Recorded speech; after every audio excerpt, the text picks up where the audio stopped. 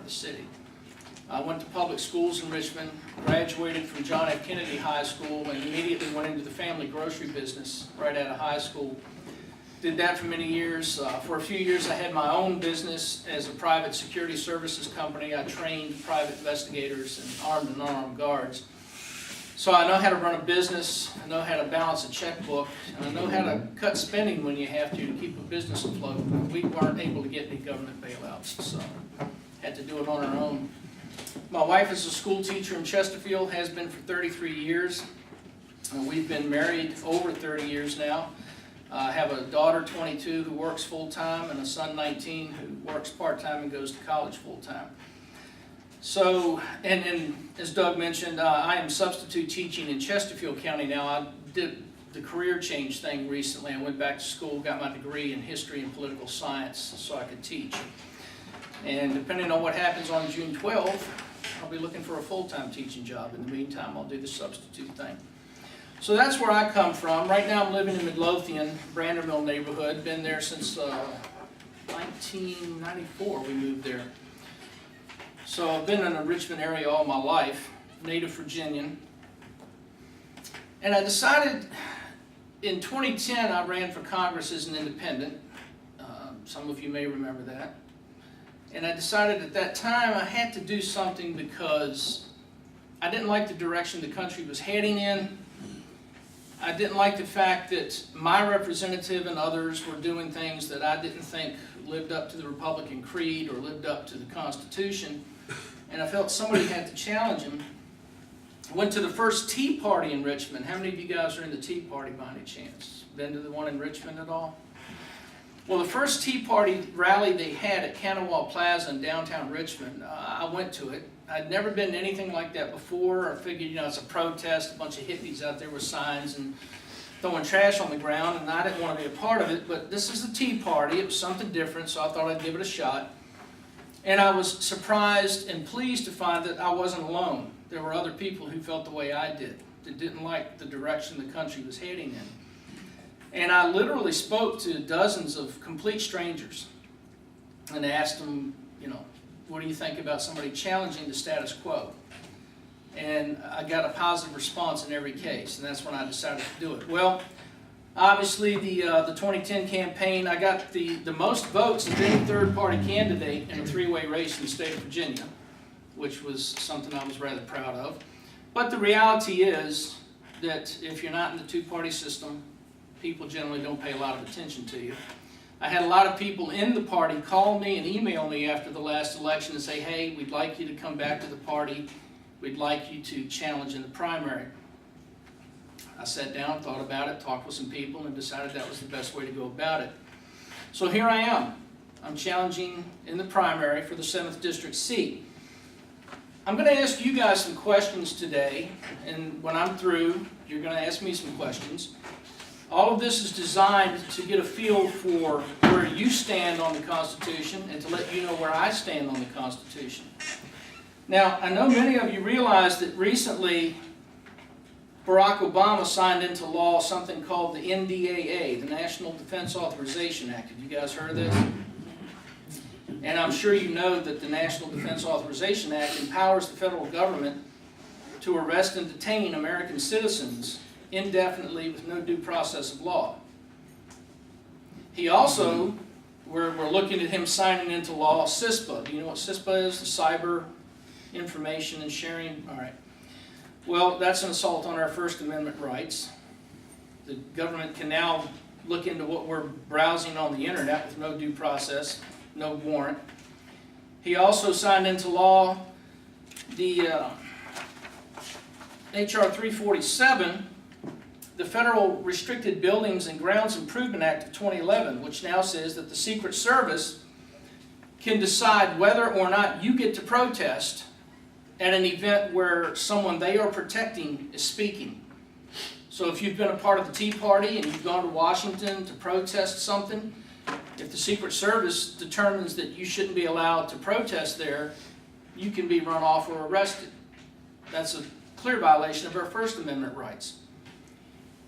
He also signed into law the FAA, Federal Aviation Reauthorization Act, which allows unmanned drones to now fly overhead and spy on us with no Fourth Amendment rights. So Obama has signed all of these laws into being. What else do you think these laws have in common? Executive order. Well, besides that, who do you think? Big brother. Who do you think voted for all of these? Eric Cantor. Eric Cantor voted for each one of these.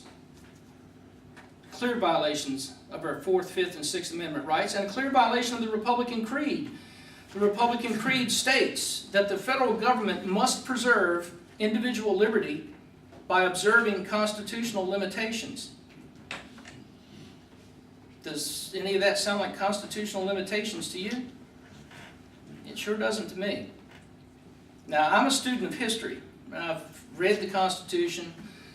I've read the Federalist Papers. I've read many of our founding documents and letters and stories written by our founding fathers. I think I have a pretty good grasp of what they meant when they said limited federal government. These are clear overreaches by the federal government. Now, if we're going to hold people accountable when they do these things, we're not happy with Barack Obama, are we? We're not happy with the fact that he would sign things like this into law. So then where do we stand on those who actually voted for these laws? Are we going to hold them accountable?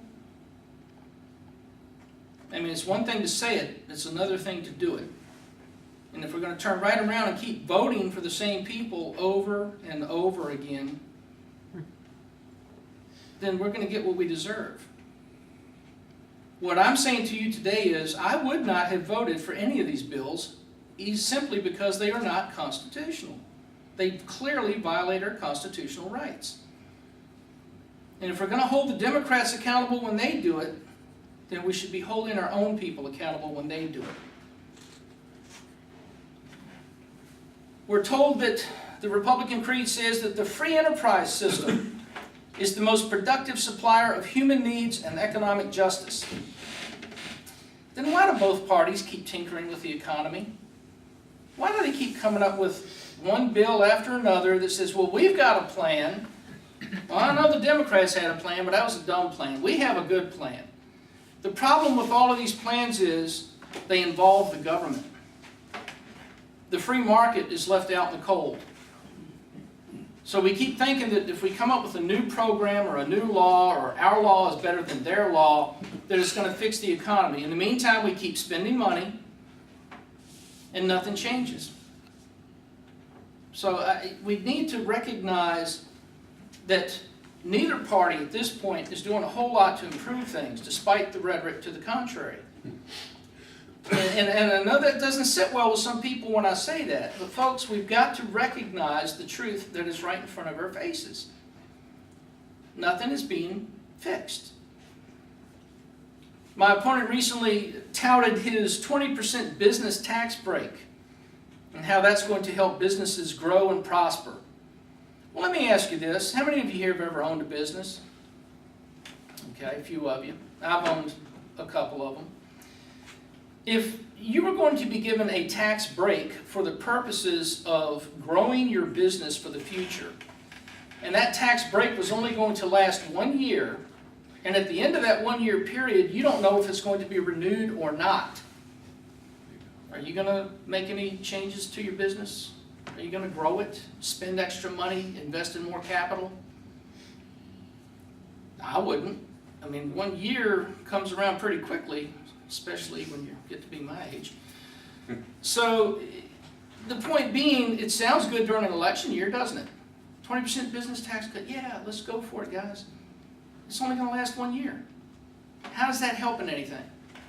We've got to be smart enough to see past the smoke and mirrors and understand that this is nothing more than an election year ploy.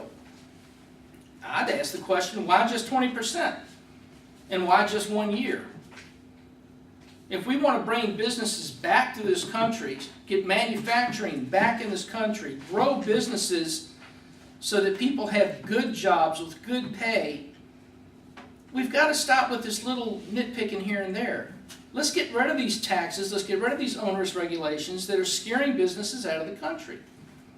It's not hard to do. You just have to have the intestinal fortitude to do it. Our creed also says that fiscal responsibility and budgetary restraints must be exercised at all levels of government. Does anybody think that Obama's stimulus plans are going to help the economy? I mean, how many QEs has he had, quantitative easings? I think we've had, what, 2 now? He's talking about a third. We've had at least 2 stimulus packages that were supposed to improve the economy, and the unemployment rate's still at 9% or better. Have you heard of TARP? That's stimulus spending with another name.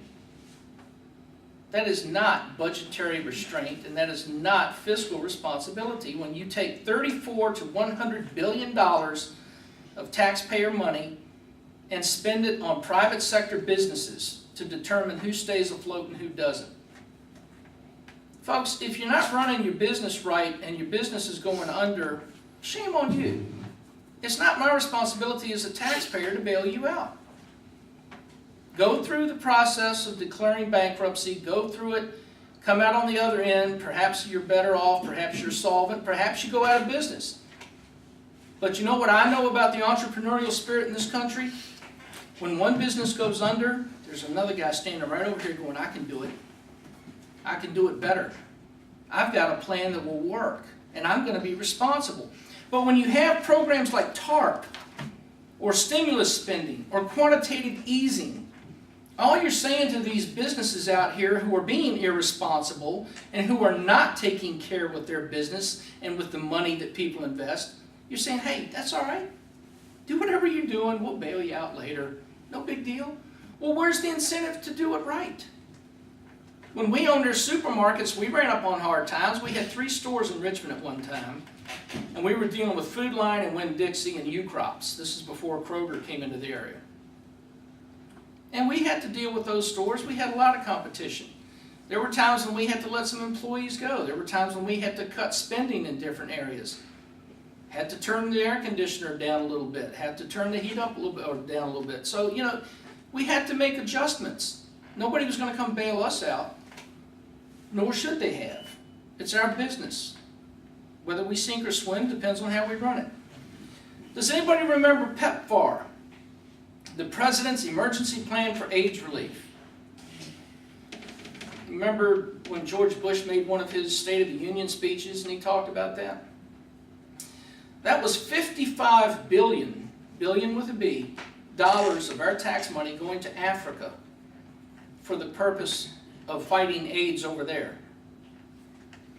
Now, do we all agree that AIDS is a bad thing and we should do something to help those who might contract it or do have it? But then the question becomes, is that our federal government's responsibility using our tax dollars? My opponent voted for that 2 times. $55 billion. He voted for TARP 2 times. We've got video on my website.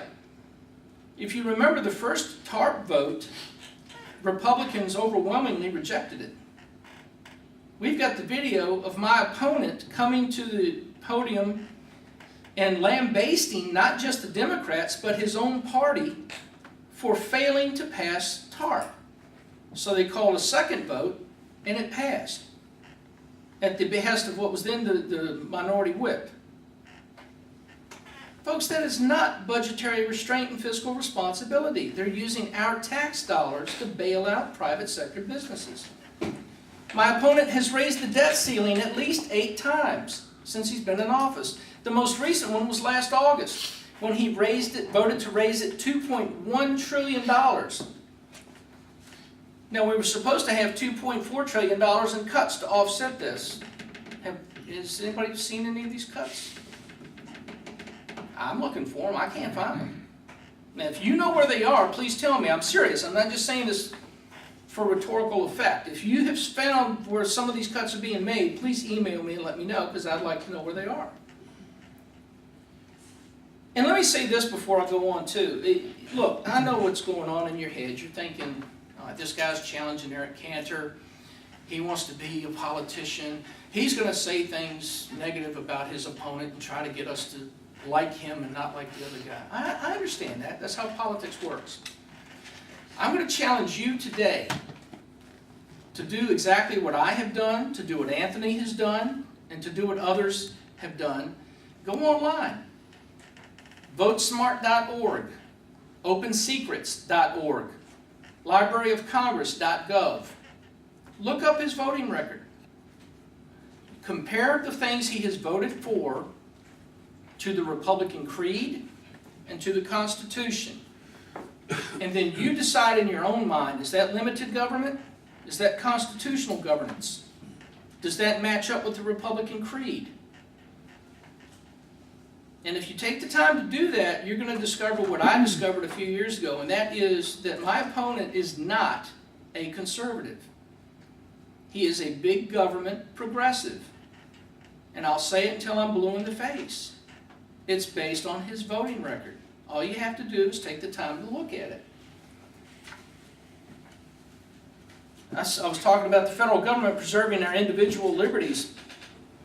My opponent in 2006 voted for H.R. 6166, the Military Commissions Act of 2006, which gave more authority to the executive branch to declare and conduct wars without Congress's okay. Now, Article 1, Section 8 of the Constitution says that Congress has the responsibility of declaring war. The President, as the Commander-in-Chief, has the responsibility of conducting the war once it's declared. Well, that may have sounded great when it was a Republican President and a Republican Congress, and we didn't give it a second thought, but guess who's the President now? Do we really want Barack Obama having this kind of authority? I sure don't. It's also worth noting when it comes to the NDAA. Well, some of you were at the convention last week. I know you were, right? You remember what I said about the NDAA last week? Same thing I said here.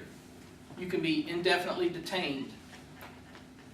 And afterwards, I went up to Mr. Cantor and I shook his hand and thanked him for asking that I be allowed to speak. And he said to me, well, you know you mischaracterized the NDAA. You know you did. I said, no, sir. I've read the bill. I know what it says.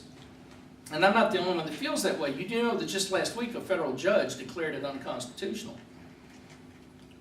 Just yesterday, there was a vote.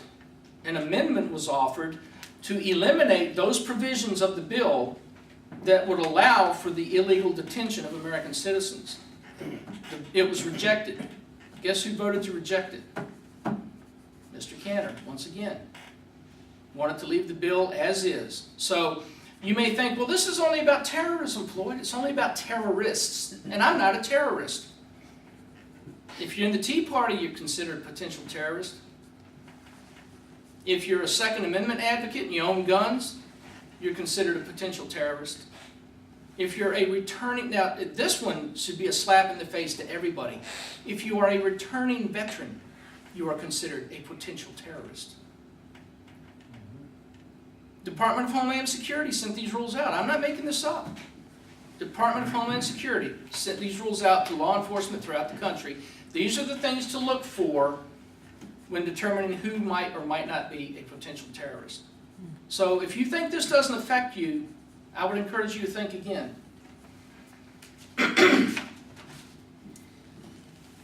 Our creed also says that peace is best preserved through a strong national defense. Do you know we have more troops stationed on the borders of North and South Korea than we do our own southern border?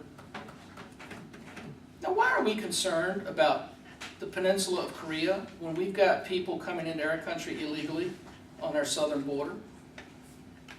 Is not the federal government's primary responsibility the protection of the country? That's what I've always understood it to be. So why do we not have troops, or at the very least the National Guard, stationed on our southern border? Why aren't we doing something to discourage illegal aliens from coming into this country? We don't have to build a fence. You know what you do? Take away the perks. I didn't say that. I just wanted to. All right. You take away the perks. No, you don't get a free education. No, you don't get free health care. No, you don't get Social Security benefits when you're getting paid under the table and sending all your money back to Mexico. Take away the perks, and they'll leave on their own. And we won't have to spend billions of dollars building a fence. And, you know, call me crazy. That's just an idea I'm throwing out there. Troop morale is at an all-time low because of the never-ending deployments. I know you guys have seen the stories in the news about the record high number of suicides among active duty personnel. Why do you think that might be? We've got troops stationed all over the world in over 130 countries, 700 bases. We've got them in Afghanistan for the last 10 years. I know they said we're getting out of Iraq, but tell that to the troops that are still stationed there. And these guys haven't seen home for months at a time. And they're fighting a war where their hands are tied behind their backs because we have to fight politically correct, you know. We don't want to hurt anybody's feelings. So we send our troops around the world, put them in harm's way, and then we give them rules of engagement to say, don't shoot first. We don't want to make them mad. Although we're fighting an enemy that will strap a bomb to a 14-year-old retarded girl and send her into a restaurant to blow people up. But we're going to tell our guys, don't shoot first, because we don't want to make them mad. Folks, these are things that I've been looking at and scratching my head and going, how's that conservative? How's that constitutional? Why do we keep rewarding people who do this with our vote, time in and time out?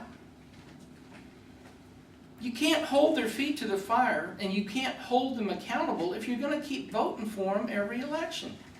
All you're saying to that person is, just keep doing what you're doing. You're good.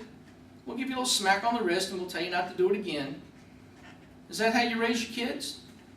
When you tell them don't throw the ball in the house, and they keep throwing the ball in the house, do you go up to them and say, now if you throw it one more time, I'm going to tell you not to throw it again?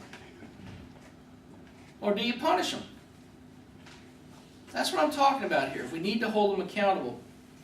Then you might be thinking, well, Floyd, what would you do to save money? How would you cut spending and help get the economy back on track? Well, one of the things is I wouldn't have voted for renewing the Export-Import Bank, which my opponent just recently did, which is going to raise the lending cap to another $140 billion using our tax money once again for corporate welfare, picking and choosing winners in the private sector. Let's look at unconstitutional programs.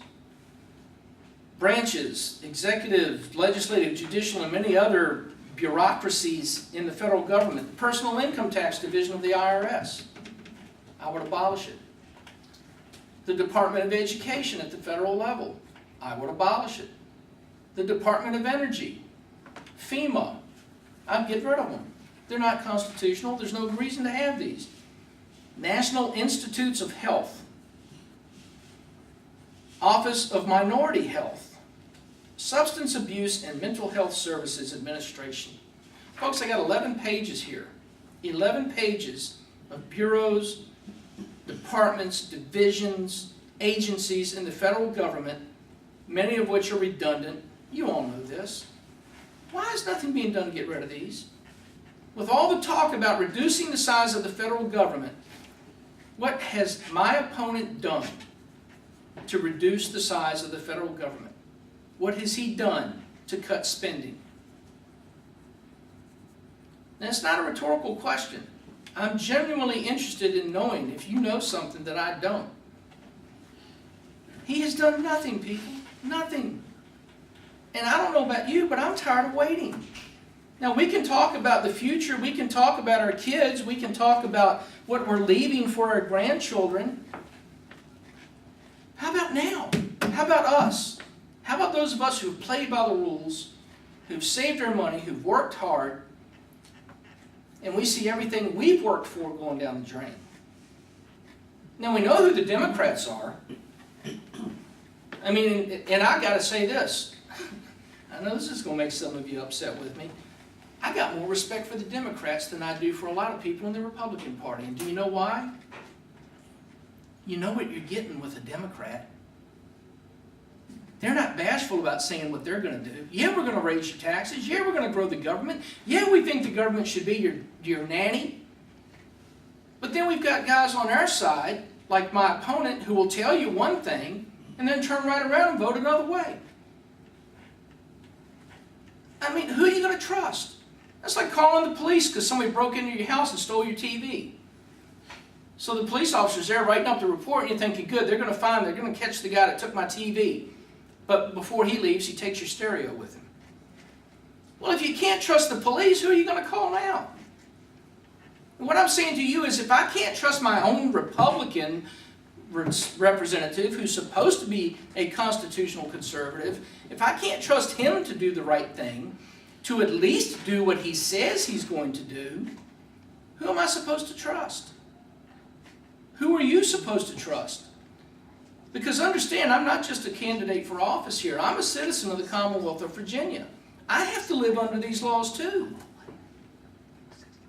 My wife has to live under these laws. My kids have to live under these laws. So it's not just about me versus Eric Cantor. It's not even about me and Eric Cantor. It's about the future of our country. And who are you going to trust to take us there? Now, I could stand here up all day and tell you what a wonderful guy I am and all the wonderful things I'll do for you. The only thing I will stand here today and promise you, and if you want to come up afterwards and shake my hand and look me in the eye and determine for yourself if you think you can trust me or not, I encourage you to do that. But the one thing I will promise you is I will not lie to you. You may disagree with me. We can have our arguments about certain issues, but you're not going to walk away from a conversation with me wondering what I think about something. And if I tell you I'm going to do it, I'm going to try my best to do it. Period. Now, I believe in the Constitution. I believe that if we adhere to that document, it assures our liberties and freedoms as Americans. Every time we tinker with it, every time we stray away from it, we lose more liberty. We spend more money, and our country goes deeper in debt and closer to the brink of disaster. Now, I started voting back in the 80s under Ronald Reagan. That was the first vote I ever cast. It was for Ronald Reagan. And as I look back over the years, when it comes to presidential races, I have to say it's the only one I've actually been happy about. And I've been worried, and I've been upset, and I've been unhappy with some of the elections since then. But I've got to tell you, I've never been as afraid for our country as I am now. And we do ourselves and we do our future a disservice if we're going to sit here and act like the only people to blame are the Democrats. I hate to say it, I know it's not going to make some of you happy, but we've got to acknowledge that part of the problem is in our own party. And if we're not going to hold them accountable, then shame on us. We get what we deserve. So at the end of the day, I hope what you'll do is go away from here. You'll check out my website. I gave you my card. If you didn't get one, I've got some cards here on the table. It's got my website address. It's got my email, my phone number. Check it out. Do your homework. You have a responsibility in a free republic as a citizen to know who you're voting for and what that person stands for. Now, I don't have a voting record you can look at. I've got a website with my platform there, and if you have a question for me, ask me. And I'll tell you something else I'll do. If I don't know the answer, I'll tell you I don't know. But when I look for the answer, my final decision on anything as your representative is going to be, is it constitutional or is it not constitutional? Not how do I feel about it personally, not how do you feel about it personally. Does it match up with the Constitution? On June 12, we have a chance to apply term limits. My opponent's been in office 12 years now. I think that's plenty of time. If he hasn't gotten it right by now, chances are he's not going to. And I'll tell you, if I'm fortunate enough to be elected to represent you, I will not serve more than 3 terms. Period. That's 6 years. I got it on video. If you have a tape recorder or a cell phone that can audio record, turn it on now and I'll say it again. I will not serve more than 3 terms. I do not want to be a career politician. I want to be a citizen legislator. as envisioned by our founding fathers. Do my job, do the best I can for you as your representative, and then go back to the private sector and let somebody else do it. It's not supposed to be a career. And the problem with it becoming a career is, and we've seen this, these guys are more concerned about being reelected than they are doing the right thing. That's what they spend most of their time doing. Well, I've got to try to appeal to everybody. I don't want to make anybody mad because I want to get reelected. Folks, I'm not doing this to be everybody's friend. I'm not doing this to be the favored son. I'm doing this because I believe strongly in the principles that I stand for. The Constitution, the Republican Creed. I don't want to be a career politician. So on June 12th, I hope you'll come out and vote for me. I hope you'll encourage your friends and family to check out this Floyd Bayne guy, look at his website, see what you think. I think this is the guy that's going to help us start reducing the size of the federal government. And if we start doing that, we're going to see this country come back like gangbusters. Because I have a great deal of faith in the entrepreneurial spirit of this country. If we just get the impediments out of the way and stop tinkering with the economy and let the free market take care of things, you'll see the changes take place a lot quicker than they are now. So remember, June 12th, that's key. We've got to get people out to vote. No excuses. No, oh, it might be raining that day, or it's too far to drive. Oh, I don't want to stand in line. This has got to be done. And I'm counting on you to help me do it. So, with that said, do you have any questions you'd like to ask me now? Yes, sir. It's a great idea to set a term limit, number of terms that you would serve, but I can think of at least one person in Congress that I would just as soon, unless he could get elected president, to continue to serve and serve his people well, because he always has. And he'd be hard to replace. And some of you can be able to guess the name of that person. I think he's in his 10th term. Why would you preclude the possibility that somebody could throw back at you when maybe you'd have a mandate to continue? Because it may not be done in 6 years. Because I don't want to be a career politician. I know you're going to find this hard to believe, but I'm going to be 55 years old at the end of this month. I know you're thinking, gosh, Floyd, you don't look a day over 40. I know, I get that a lot, so it's okay. Seriously, I don't want to spend the next 10 to 15 to 20 years in Washington, D.C. I really don't. I want to prove that an honest man can go to Washington, he can do what he says he's going to do, he can make a difference, and by setting that example for others, step aside and let the next guy come in and do the job. Now, there's some merit to what you say, and I don't necessarily disagree with that. I'm just saying for me personally, I'm not going to spend the next 15, 20 years in Washington. That's just me. I don't want to do that. But I don't think you have to either.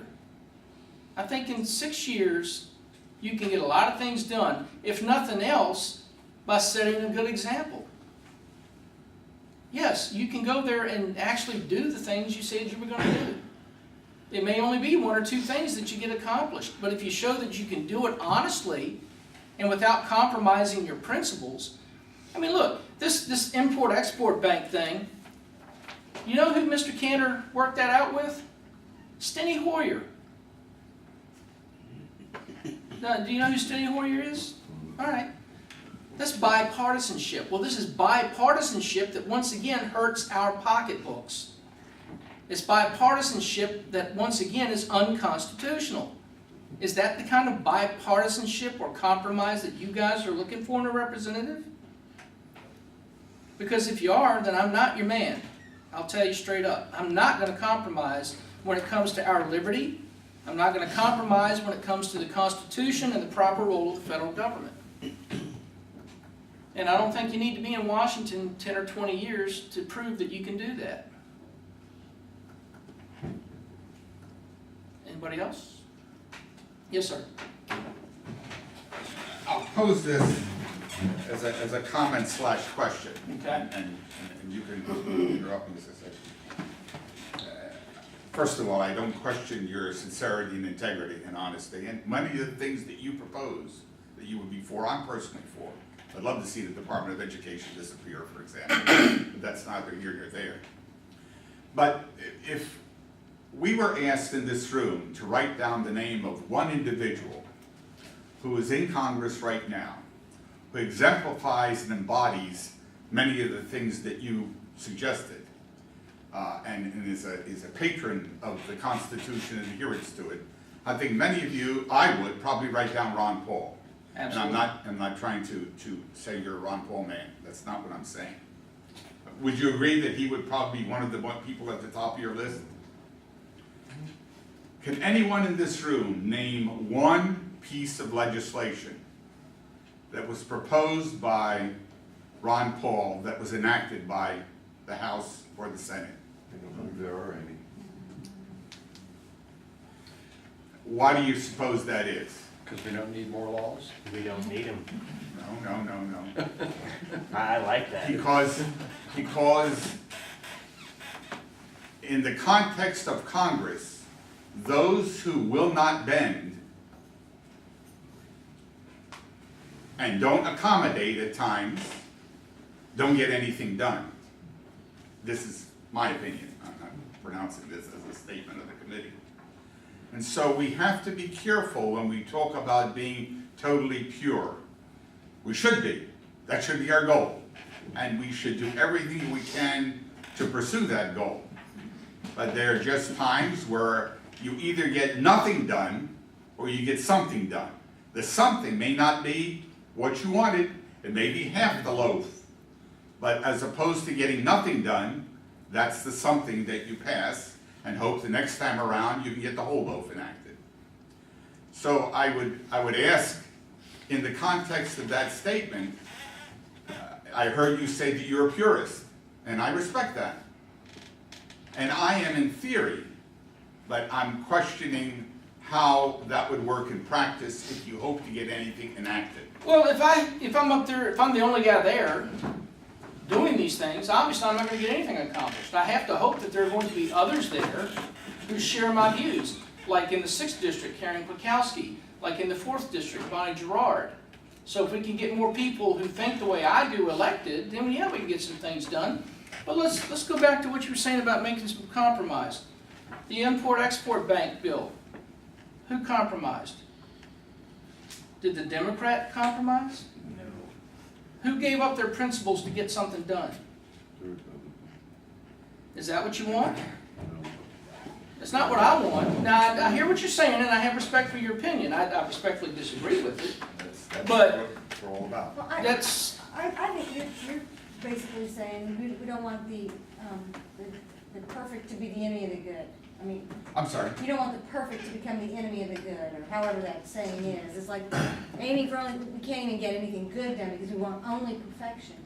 And it's just not how life is. I mean, well, if in fact there are a bunch of other people who come with that goal, that's one thing. Well, But- there are. There's a whole bunch more. there aren't. We just have to hope that voters in the other districts recognize that and will vote for these people.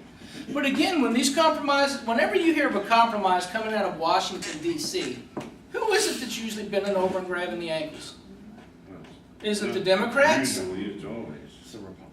Yeah, it's the Republicans. So how about we get some people in Washington that are going to say to the Democrats, no, we're not doing this. It's a bad idea, it's unconstitutional, it's harmful to the country, and we're not going to compromise on that. Folks, look, call me a purist, call me naive, call me what you will, but if you don't stand for something, if you don't say no, this stuff is just going to continue. We've put up with this too long. We've made too many excuses. Yes, sir. I hear where you're coming from, and there's a lot of wisdom within those words. You as well, Floyd. I think it was Will Rogers or Mark Twain who said the union is never in more danger than when Congress is in session. Absolutely. Yes. So, as far as getting anything done, I think we need to dismantle, which you alluded to in the getting rid of certain departments, cabinet level departments. This is supposed to be. It took a century. It started really about the time of the War of Northern Aggression, and As Mencken once said. I knew there was something I said like. You know who Mencken is? Northern aggression. Northern, Mencken said that he's an editor, R.L. Mencken, I think, that men from North and South went to war, and neither North nor South has reclaimed what they both lost. And that's what happened in that war, because we became less than we, than we ever would have dreamed It's, would folks, happen. it's supposed to be a part-time job.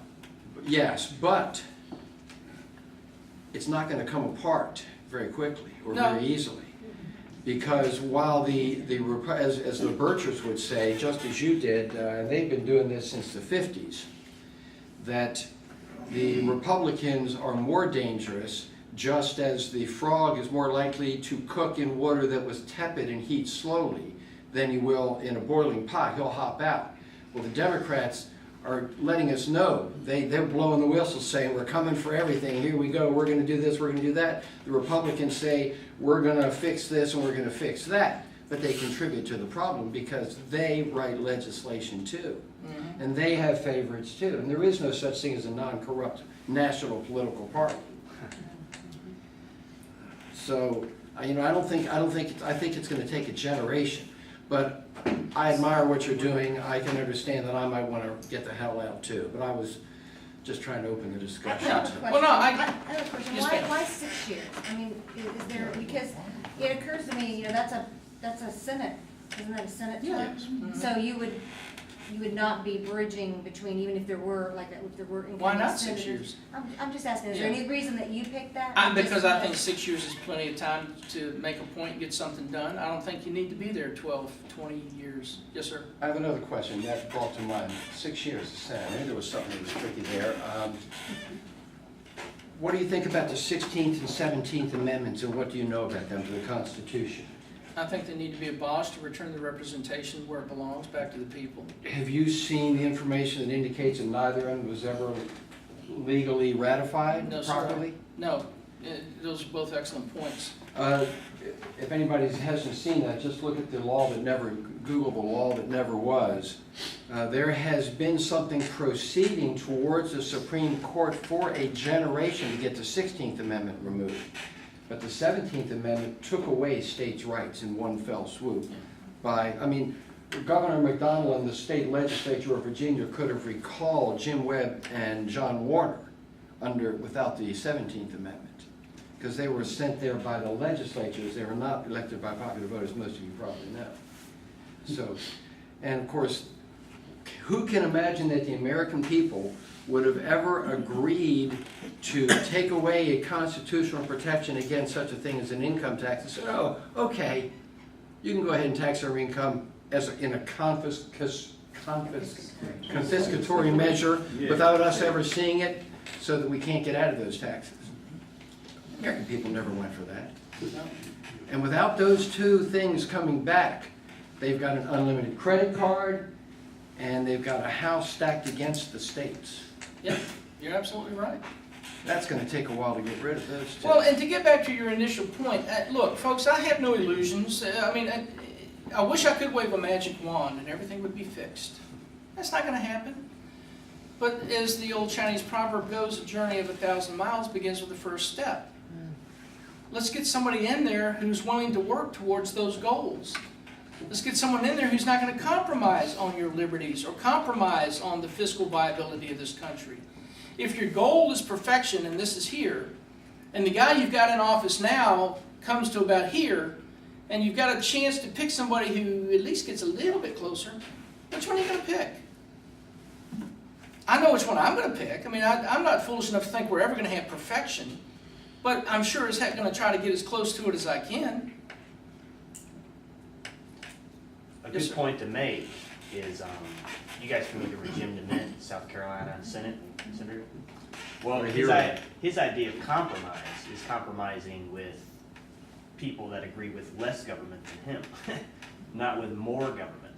That's why on the national stage, he unofficially endorsed Ron Paul. Because his idea of compromise is, okay, let's compromise with those that agree with a lot less government than I particularly do. A lot of us young people, like my age, would be like more libertarian than a lot of people in this room, yet we work within the Republican Party all the time. That's compromise. And that's the compromise we need, compromise between less government and lesser government, not more government and more government, which is what Conservatives we'll are get. taking the Republican Party back, it would appear. Right, right. Yeah. Between conservatives and libertarians and constitutionalists is where the compromise needs to be, not between progressives and constitutionalists, libertarians, conservatives. Good point. Well, I think it's safe to say I come down on the side of less government.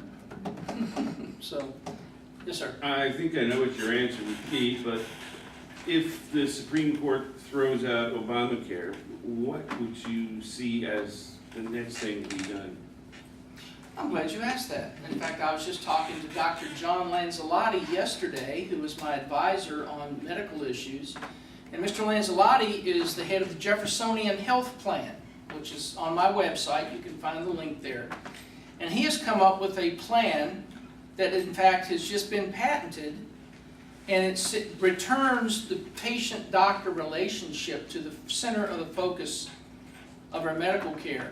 It's going to get rid of this third-party payment and return it to you so that, for instance, if you have a medical savings account, you go to see a doctor, he says, I think you need to go get an MRI on your knee. Well, now, you know what you have to go through now to do that, right? Yeah. Well, and then you got a third-party payer who's going to pay an exorbitant amount of money because it's not really coming out of your pocket, is it? So he wants a system where we say, all right, you go get that MRI, but before you do, you call up your medical savings account, you say, all right, he gave me a list of people in my area who do MRIs. And of the 6 he gave me, I like this guy's $125, it's the cheapest one of the bunch. That's the one I want. Send me a check for $125. You get the money, you go in for the MRI, you give them the $125 right there on the spot. No paperwork to fill out, no third-party payment, boom, you're done. And you don't have more competition among insurance companies. Why do we have now where you can only shop within the state for insurance? I can buy auto insurance from 100 different companies throughout the country, but I have to stay within the state of Virginia to buy my health insurance. If we open that market up, can you imagine what could happen? So yes, there is a plan. I would recommend you go to my website and check the link for the healthcare plan. It's the Jeffersonian Health Plan, and I think you'll be very pleased with what you see there. And again, none of this stuff is going to happen overnight. I'm not saying it will. I have no illusions about that. But we have got to start moving in that direction, and we have to have people in Congress who are willing to move in that direction. And as Anthony just so ably pointed out, if I'm going to compromise, I'm going to compromise toward less government, not towards more government. This is what compromise gets us. Import-Export Bank, $140 billion more of your tax money. Picking and choosing winners in the private sector.